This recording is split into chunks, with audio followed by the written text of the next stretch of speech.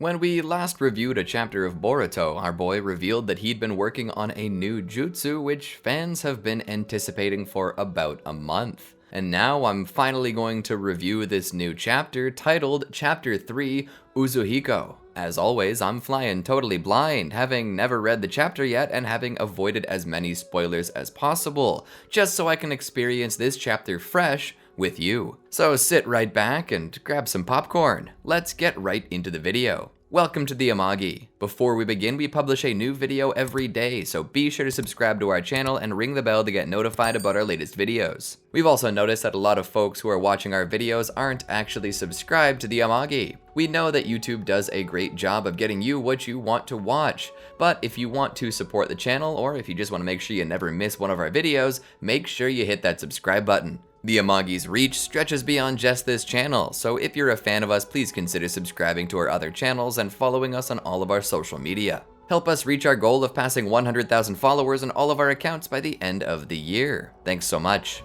Opening on the first page, we can see that the manga wastes no time getting back to the point that all fans are waiting to see. The pickup from the last chapter, with Code asking the question that everyone's been asking since the last chapter ended. What is the Rasengan Uzuhiko? Boruto takes a few menacing steps toward Code. Code speculates that it could be his vanishing Rasengan, but then reneges on this by realizing that such a move would only work if it was by surprise, which this attack obviously is not based on how openly Boruto is approaching him. Tired of waiting, Code decides that he would rather strike first than wait and find out, so he opens up claw marks and passes through them and appears behind Boruto, attempting to strike him from behind. Boruto dodges under this attack and turns around, prepared to strike Code with something invisible in his hand. Code grips his wrist to stop him and pushes his claw forward to strike Boruto, but Boruto pulls his blade from its sheath to catch the claw. Code remarks on how sad it is that Boruto is so confident in his new technique, yet he can never actually strike him with it.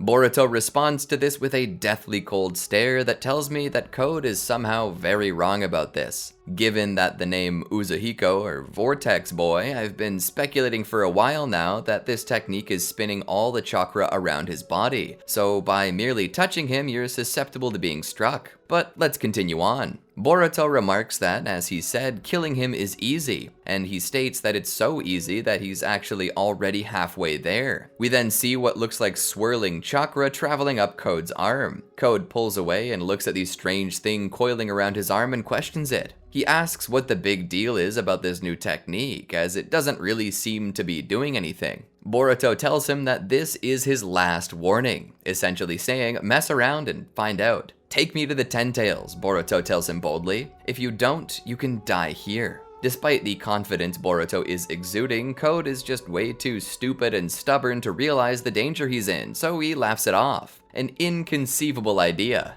Boruto? Kill me? The thought of it is funny to Code, but it seems that he's about to get a live demonstration as to what this technique does, and I'm excited to figure that out myself. Code launches forward, daring Boruto to try it, and slashes at him only to completely miss, much to Code's surprise. Code thinks Boruto dodged this and turns around to slash at him again, demanding that Boruto stay still. However, as he goes to strike Boruto once more, he again misses, which leaves Code questioning what the heck is going on. It can't be dodging, this is too much for that, nor can it be genjutsu or a shadow clone, so what is happening? Suddenly, Boruto appears behind Code and puts a palm into his abdomen, calling out the name of his new jutsu as he does so, Rasengan Uzuhiko. The chakra around him begins to circulate faster as he blows Code away. Code flies through the air, face showing the pain he's in. He hits the ground, skidding back. Code looks up at Boruto questioningly. All the while, the battle is being monitored by Ada and Damon. Ada questions this basic move and asks how it's any different from a standard Rasengan. Damon, however, replies that it's more than that. Boruto is making the ground shake, nay, the entire earth. Damon then drops the bombshell that somewhat blows my mind. Boruto is making use of planetary spin as a part of his technique. You know, I'm certain I'm not the only one to say this, but this really puts me in the mind of JoJo's Bizarre Adventure, particularly Steel Ball Run, in which the main premise is using spin to empower one's attacks. However, unlike Rasengan Uzuhiko, they attempt to spin a steel ball at the golden ratio to get as close to infinity as possible. The similarities to this, however, is that when a horse gallops, it begins to run in the golden ratio itself, and using that energy, transferring up your hips and into your hand before attempting to throw the steel ball will actually perfect it and cause a perfect spin that generates infinite energy and even gravity, which can be used to break through dimensional barriers. It's how they pushed through Love Train. Well, sorry, this is about Boruto, not JoJo. I'm just geeking out over here. Don't mind me. Anyway, let's continue. Ada questions her brother about what he means by planetary spin, and Damon simply remarks that it's a nifty idea. As Code stands there attempting to catch his breath, Boruto states that he's surprised that Code is even standing, offering him some form of props. But just as he says that, there's the spinning and swirling of chakra as Boruto disappears and reappears by Code, sweeping his legs out from under him.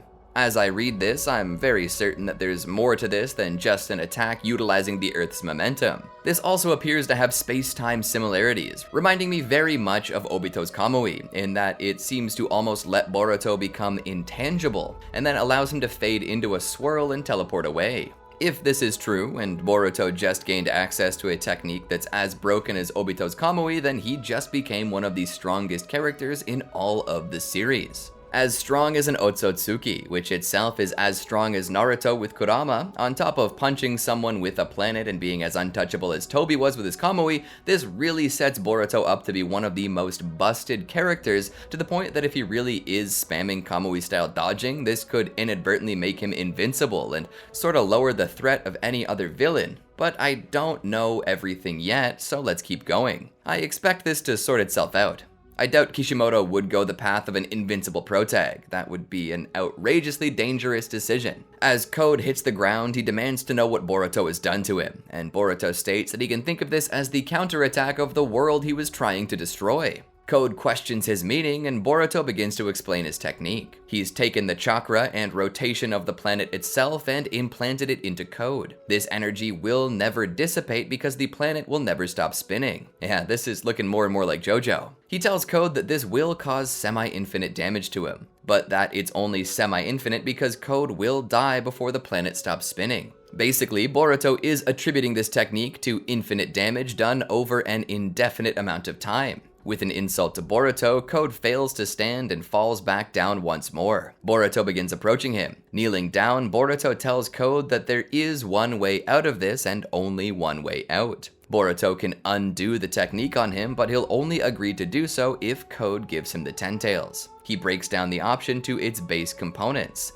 Give me the Ten Tails or quietly await death. Either way, Code will not see the completion of his plan. So what will he do? Before Code can decide, Kawaki appears and strikes out at Boruto, who just barely dodges the technique. Behind him, the Ino Shikacho trio and Himawari appear, landing on the ground to aid Kawaki. Shigadai looks at Code and then back to Boruto and asks him what he's doing in Konoha, and asks what he was discussing with Code. Boruto states that he's trying to make a deal and asks them not to interfere. Code then attempts to escape through the claw marks he's made, but Kawaki nullifies them with his dojutsu. Shikamaru then contacts Kawaki and asks him for a status report. Kawaki tells Shikamaru that Code is drained of energy and that the last of his claw marks have been eradicated. He says that it should be an easy thing now to kill him. Shikamaru tells Kawaki that this is a good thing and they can't miss their chance. He commands Kawaki to kill Code. Boruto, however, attempts to reason with Kawaki, begging him not to provoke Code. Kawaki demands to know who Boruto is to issue him such orders and tells him that if he came to Konoha, then he came there to die. Just then, a claw grime appears from Code's claw mark upon his head. It attempts to strike Kawaki, but Kawaki kills it. But as he's distracted, Code dashes through the claw mark of the claw grime and escapes.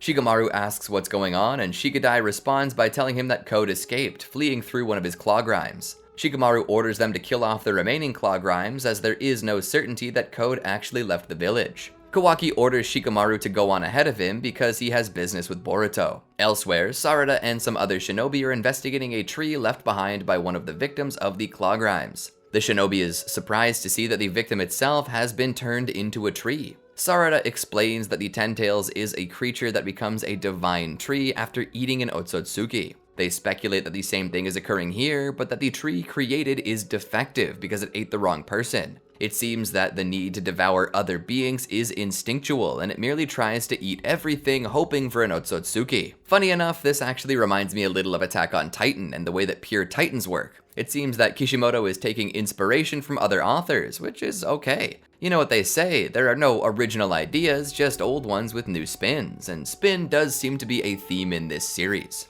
Sarada drops another bombshell on her shinobi pals by telling them that the victim inside the tree is actually still alive. It then shifts back to Kawaki and Boruto. Kawaki asks what's up with the new outfit and asks if he's been adopted by Sasuke or something. This is actually a question we've been asking since the beginning of the series. Why is Boruto wearing Sasuke's clothes? Anyway, Boruto tells Kawaki that he didn't come here to listen to his crap, but remarks that he's at least happy to see Himawari is well taken care of. Kawaki, being the ever-edgy punk, steps forward, asking Boruto why he came back, and asks if it was because he wanted to die at home. He tells him that if this is the case, then he'd be happy to oblige. Boruto responds in a cool and controlled manner, slightly trolling Kawaki by stating that it wouldn't be a bad idea to die in Konoha, but it wasn't going to be today. Not gonna lie, I love responses like that. Cool and collected. They remind your opponent that whatever they say doesn't really scare or affect you, and that you can turn their fear-mongering into a light-hearted idea. That's the way to respond to a troll, but Boruto then tells Kawaki to butt out of it, because he's in his way.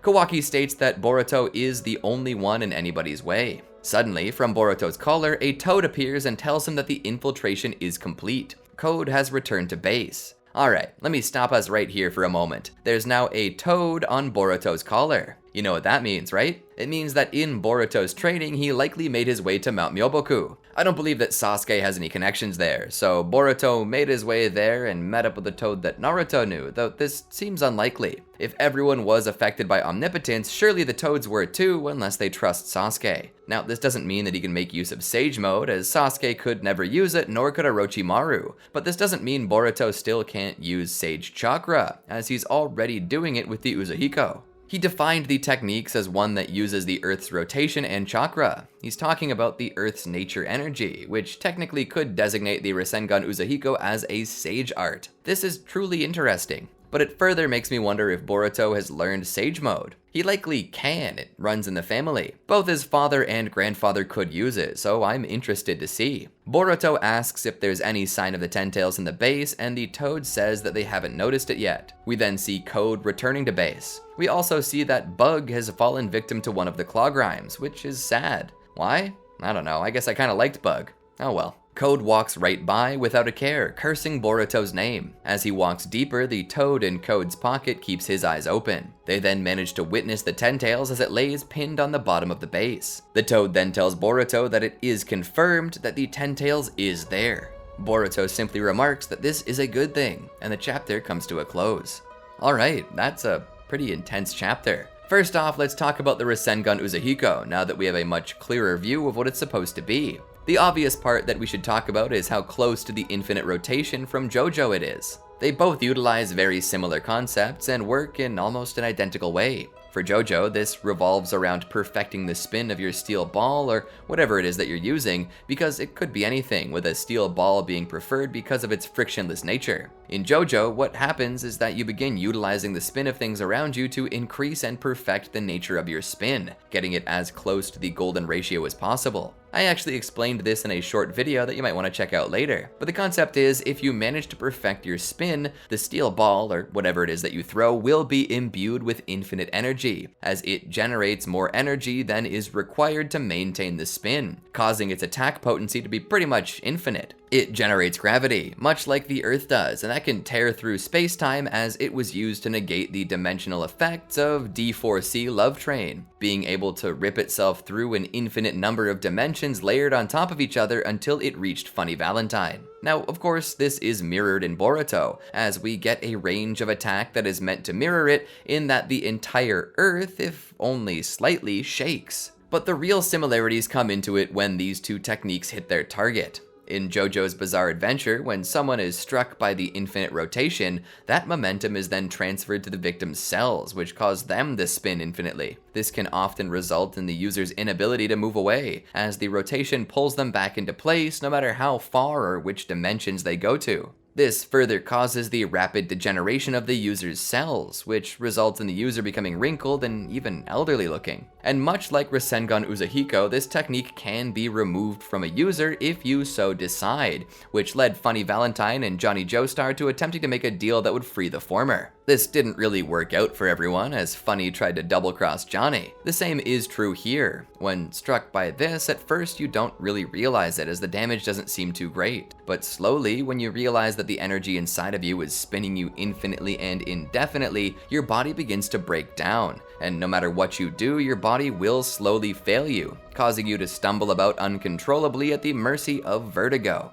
This technique is so close to infinite rotation that it might as well be marked as plagiarism from the get-go. Not to say entirely that this makes the technique bad, it's still a cool technique, it's just obviously taken from somewhere else. Just like how Goku's Ultra Instinct Chakra avatar is obviously derived from Susanoo or Six Paths Kunitsukami. Sometimes authors take inspiration from each other, and that's not always a bad thing, particularly when all these authors are acquaintances and share the same publishing company. But further, let's continue talking about the Rasengan Uzuhiko. I had a sneaky suspicion from the start that this technique could and likely would be derived from senjutsu. The reason for that being that the use of chakra and rotation from the earth itself matches the principles of sage arts. This seems to be confirmed with the appearance of toads in Boruto's repertoire. But the bigger question this poses to us is if Boruto can now utilize Sage Mode. Well, let's just look at this. There are many reasons why one could or could not utilize senjutsu, and that's generally due to their level of control over their chakra, and the sheer amount of chakra that they naturally have. Of course, I can't help but wonder how senjutsu predates chakra if chakra is required to make use of senjutsu, but I digress. Well, honestly, Boruto should be able to make use of it. He has enough chakra control to master the Rasengan, and further has that full-bodied Uzumaki chakra well, so I don't see him being unable to utilize it. But moving further in, we remember that Boruto once went to Ryuchi Cave where he passed all the trials and even got to meet the White Snake Sage, who wished to grant him access to Sage Mode then, but Boruto denied it. So the fact that Boruto can use Sage Mode isn't really up to be questioned, but the real question right now is, should he? Should Boruto really be capable of utilizing Sage Mode? Boruto is already very strong. He possesses a Karma Seal, which grants him access to the DNA and chakra of Momoshiki Otsutsuki, and Momoshiki possessed the Rinnegan, which suggests that he possesses Six Paths Chakra. If Boruto possesses that same power, then he also should possess Six Paths Chakra, and his strength and ability to make use of all this power through his Karma Seal leaves Boruto standing close to par with his father, if not beyond him. Certainly at least one of the top tiers of Shippuden. So should Boruto actually be able to use Sage Mode? Well, the obvious answer should be yes, given his connection to the toads. We also have to remember that power creep can be dangerous for a series, as you will need to start introducing new, stronger villains to oppose the heroes, or it'll never be a big fight. As it stands, power creep in Boruto has set the precedent that anything that does not directly originate from the Otsutsuki is not a threat. If you look at the characters and the villains being set up to fight, we have Momoshiki, Kinshiki, Urashiki, Ishiki, and now we have Code, Ada, and Kawaki. All of these are either Otsutsuki themselves or derived from Otsutsuki. Nobody else at this point could be a threat to Boruto, and so that locks the story down to only being able to provide enemies from that specific line of characters, as we've basically entered the realm of gods. This is not too unlike Dragon Ball, which sees its own creep, particularly with the influx of newer transformations. But you see, this can work for Dragon Ball because as their power expanded, so too did the world they live in, where we come to realize that most of the people who are beyond the world we originally knew are all closer to Beerus's level, and that Universe 7, even during the Buu Saga, wasn't painfully behind in its power level. But Boruto has yet to expand its universe, leaving the only other race in the universe beyond Earth to be the Otsutsuki. That's not to say that they don't acknowledge other races, as the Otsutsuki have had to kill and eat someone to get this strong. But the point remains that the Boruto universe remains relatively small by comparison, and due to this, the power creep present in Boruto is slowly becoming detrimental to the series, as it hastens the ending. If the ending isn't sped up, then the story becomes boring as nothing can stand up against Boruto. So this is the reason why I somewhat hope that Boruto does not learn Sage Mode. He's already strong enough. If you add basically the equivalent of Ninetales version 2 Cloak on top of that, well, Boruto becomes a powerhouse that even Kawaki can't stand against. And considering the imminent reveal of the Jogan and explanation as to why every Otsutsuki fears its power, then we're in for a character who could solo the entire Naruto universe, and that's not as entertaining as it sounds. But let's jump tracks for a moment and forget about the power scale. Let's investigate the reason why Boruto has a connection to the Toads of Mount Myoboku in the first place. As far as I know, Sasuke has no direct connection to them. So how does Boruto find them? Well, Mount Myoboku is notoriously hard to find. To find the place requires one to either have astronomically good luck, a map, or to be invited. Given that Boruto likely has neither of the former, the only thing we can assume is that he has to be invited. Sasuke may have some trust, given that he's been Naruto's right-hand man for the past 20 years, but if you recall my beliefs, I am of the line of thinking that Sasuke is dead, even as Kawaki is pointing out that Boruto is wearing Sasuke's clothes. But does that mean that Boruto can't have simply befriended the Toads before Sasuke's death if he is indeed dead? Well, no, it just doesn't seem plausible. This new technique is something that Boruto has never displayed before, and Boruto's connection to the Toads is not something Code seems to have any knowledge of. Which means that this had to have happened before the fight in Konoha, but after the very last time that Code saw Boruto, which is likely the time when Sasuke would have been killed, if, as I said before, he truly is dead at all. So we consider that Boruto did not have Sasuke's help, and Boruto himself is no longer connected to Naruto in anyone's minds due to omnipotence, then how did he manage to befriend and get in contact with the Toads? As I said, they're generally an invitation-only group. He would have to befriend someone either inside or who knows how to get inside. I would personally believe that Boruto has at some point come into contact with Koji Kashin. Koji was last seen fighting against Jigen, forcing him to take on the form of Ishiki, which set up the demise of Ishiki. Koji's fate was left open as he seemed to retreat away without dying, and we haven't heard from him since. It seems highly unlikely that Kishimoto would waste such a valuable character, especially when leaving his fate open for a return. And given that Koji Kashin is connected to a character as beloved by fans as Jiraiya, I don't see Koji just vanishing from the world without so much as an explanation. Given his connection to Kara, his knowledge of Ada, and his connection to Jiraiya, it seems highly likely that Koji would be willing to teach Boruto, as Koji is one of the few people who should know about what omnipotence can do.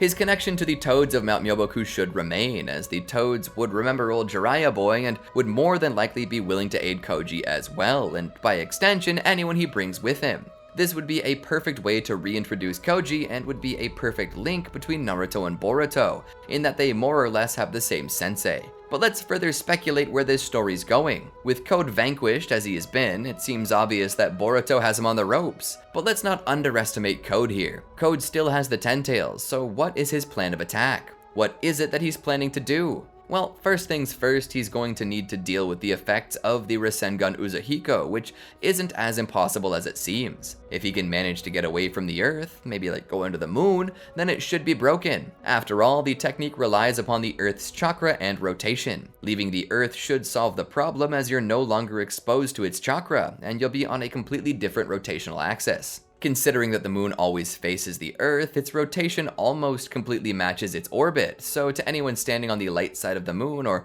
more accurately, the Earth-facing side, it will feel as if you're not even spinning at all. That should be enough to upset the Uzuhiko and free Code. But how to get there is another question. He could teleport with claw marks, but he needs one to be present to do so. He would need to put a claw grime on the moon, which should further allow them access to the space-time jutsu that other users of the Rinnegan possess. But let's assume for a moment that he can't use a claw grime for this. What's his next move? Well, obviously it would be awakening the Ten Tails, but he requires an Otsutsuki to do this. And how would he go about doing so? Well, he would either need to feed it Kawaki, Boruto, or himself. And before you say that the last option makes no sense, remember that he is currently dying, and if he needed to do something just to get back at Boruto, the best thing he could do is feed it himself. Or he could merge with it like Kaguya did. But one last option that nobody knows about would be to feed it the body of Shibai Otsutsuki, who has already been stated to be in Kara's possession. If Code manages to get the body of Shibai, he could feed that to the Ten Tails. And considering the power of Shibai, the Ten Tails that's awakened from this would be of exceptional quality. These are just a few options that Code has to free himself from the Rasengan Uzuhiko to continue his plans. Of course, Boruto won't allow this to happen so easily. Considering that there are 2 toads here, one on Boruto and one on Code, it would be easy to utilize reverse summoning to teleport Boruto to Code. But the idea that Code will be captured for certain is not exactly promised. Boruto can't just teleport there to him, as he's currently caught in a battle with Kawaki, and if at any point Code discovers the toad, he could simply teleport everything out of the base to a new location. If he does this, then Code will have gotten away scot-free. I suppose what I'm saying is this could go any way, and it doesn't necessarily have to be only one path forward. Kishimoto is a good writer, so I'm sure he'll find a way to surprise us, but I just love to point out opportunities and see where he might go next. It's one of my favorite parts about reviewing these new chapters. Anyway, that's about the end of my review. I hope you all enjoyed it. I love being able to read these with you and react on the spot. It's one of my favorite things about doing these videos. I hope to see you all next video. Remember to like, subscribe, ring the bell, and all that other good stuff. With love from all of us here at the Amagi, peace out. Did you enjoy our video? Well, then be sure to check out these other great videos from the Amagi, and make sure to subscribe and ring the bell to get notified about our latest videos.